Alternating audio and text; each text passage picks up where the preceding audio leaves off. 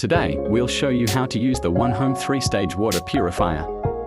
Designed to provide clean water with ease. First, remove the plastic and then insert all cartridge filters properly.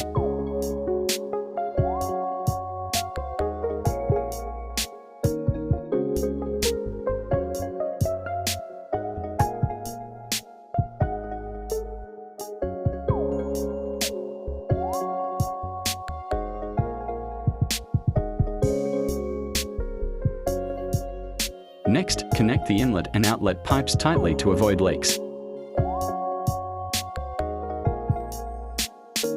Then, remove the faucet head and connect the switcher. Press the on or off switch to start the purifier.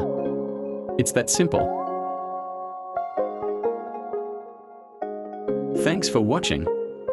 Be sure to check out our upcoming video on water quality comparison.